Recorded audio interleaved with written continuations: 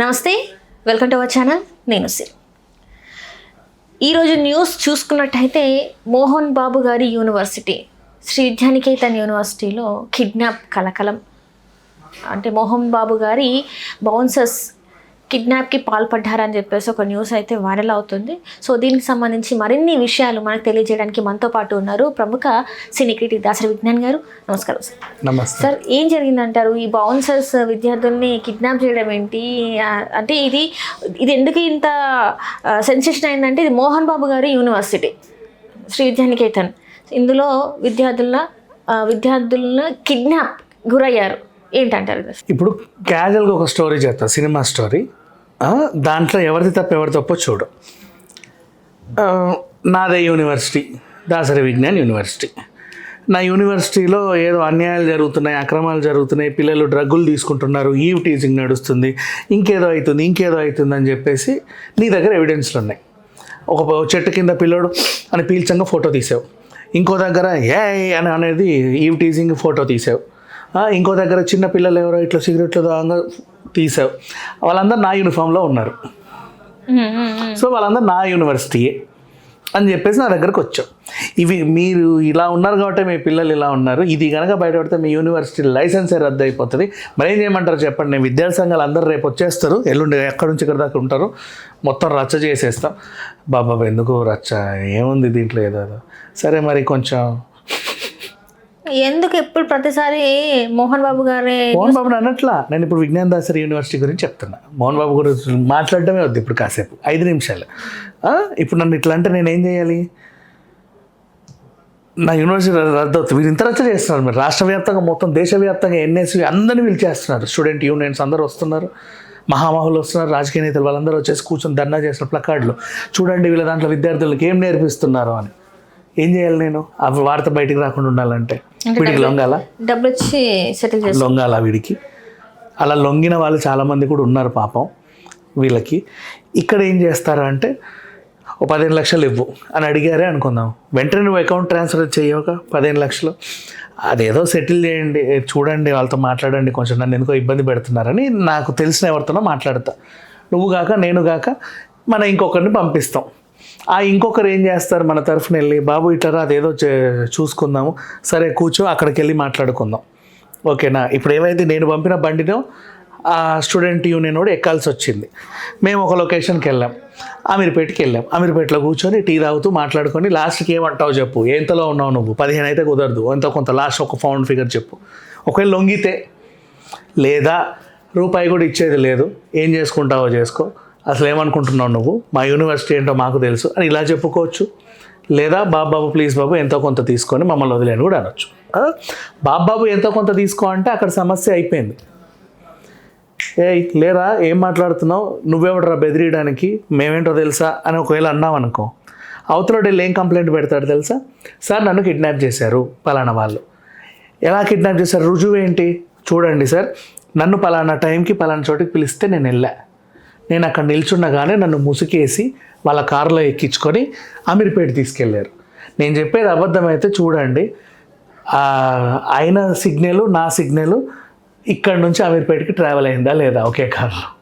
అవును అయ్యింది. So kidnap చేసినట్టే కదా సార్, రాసుకోండి. ఈ ఎవిడెన్స్ ద్వారా ఎఫ్ఐఆర్లు నమోదు చేస్తారు. ఇది ఎంతవరకు కరెక్ట్ చెప్పు? అసలు అక్కడ నిజంగా కిడ్నాప్ అయిందో లేదో కూడా తెలియదు. వాళ్ళు ఫ్రెండ్లీగా కూడా వెళ్ళొచ్చు కదా, కోపం వచ్చి ఇది చేయొచ్చు కదా. ఇప్పుడు మోహన్ బాబు యూనివర్సిటీ గురించి నేను ఖచ్చితంగా చెప్తున్నా, ఎవరైతే కేసు పెట్టారో వాళ్ళు 15 లక్షలు డిమాండ్ చేశారు. 15-20 డేస్ నుంచి ఇట్లాగే బెదిరిస్తూ ఉంటే మీతో లొంగుతారేమో కానీ మోహన్ బాబు లాంటి వాళ్ళు లొంగరు. ఇక్కడ విద్యార్థులను అని అంటున్నారు కదా, విద్యార్థుల్లో మరి మోహన్ బాబు గారిని ఇట్లా డబ్బులు అడిగింది ఎవడు అడిగాడో తెలియదు మనకి, ఎవరో ఒకడు అడిగాడు. వీళ్ళు రే రారా బాబు ఏంటి అసలు నీ ప్రాబ్లం ఏంటి కనుక్కుందాం అని పిలిచారు. నా ప్రాబ్లం ఏమీ లేదు, 15 లక్షలు ఇవ్వాలన్నారు. గెట్ లాస్ట్ అన్నారు. వాడు వెళ్ళి కిడ్నాప్ అని కేసు పెట్టాడు. జరిగింది ఇది.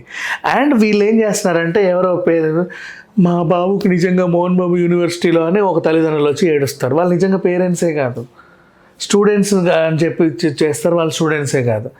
ఇట్లా పిచ్చి పిచ్చి వీడియోలన్నీ ఇందాక నేను చెప్పిన పీల్చుకునేవి పొడుచుకునేవి కూడా నిజంగా పాపం వీళ్ళు చేసింది కాదు. వీళ్ళ యూనిఫామ్లు వేసి ఎవడెవడితోనో ఇట్లాంటివి చేయించి వీడియోలు తీసి వీళ్ళని బెదిరిస్తూ ఉంటారు. అది జరిగేది. ఇక్కడే కాదు, ప్రతి యూనివర్సిటీలోనూ ఉంది. ఇప్పుడు నీ యూనివర్సిటీలో బ్లాక్ అండ్ వైట్ డ్రెస్ అనుకో పిల్లలకి, అదే బ్లాక్ అండ్ వైట్ డ్రెస్ వేసి నేను 3 అమ్మాయిలకి 2 అబ్బాయిలు అక్కడ పెట్టేసి అమ్మాయి చున్నీ లాగుతున్నట్టుగా చేసి ఒక ఫోటో తీస్తాం. నెక్స్ట్ ఇంకొకటి అదే బ్లాక్ అండ్ వైట్ వేసుకొని ఒక చెట్టు కింద కూర్చొని ఇట్లా ఇంజెక్షన్ పొడుచుకుంటున్నట్టు, వాడు ఏదో పీల్చుకుంటున్నట్టు, చిన్న పిల్లలు ఆ చెడ్డీలు వేసుకొని బ్లాక్ అండ్ వైట్ చెడ్డీలు వేసుకొని చుట్ట తాగి రింగులు వదిలినట్టు, ఇవన్నీ వీడియోలు తీసేసి నీ దగ్గరకు వస్తా, చూడు నీ విద్యార్థులు ఏం చేస్తున్నారు. అర్థమైందా నీకు సిచ్యువేషన్? ఇట్లా బెదిరించి డబ్బులు తీసుకునే వాళ్ళు కూడా ఉంటారు. అండ్ ఇప్పుడు చాలామందికి ఈజీ టార్గెట్ అయిపోయింది. విద్యా సంస్థల్ని టార్గెట్ చేయాలంటే మిమ్మల్ని దోచుకుంటున్నారు అని గ్రౌండ్ లెవెల్లో తీసుకెళ్తున్నారు. ఏ లెవెల్లో? బస్సు వాళ్ళదేనంట, పుస్తకాలు వాళ్ళవేనంట, యూనిఫామ్ వాళ్ళే ఇస్తారంట, షూలు కూడా అక్కడే కొనాలంట, తిండి అక్కడే తినాలంట. ఇదేంటండి, ఏంటిది, మిమ్మల్ని దోపిడీ అండి, దోచుకుంటున్నారని చెప్పేసి రెచ్చగొడుతున్నారు. అది దోపిడిలా ఫీల్ అయ్యే వాళ్ళు కూడా కొంతమంది ఉన్నారు, అర్థం చేసుకునే వాళ్ళు కొంతమంది ఉన్నారు. అది నేను ఇప్పుడు ఈజీగా చెప్తా, అట్లీస్ట్ కొంతమంది కన్నా అర్థమవుతుంది.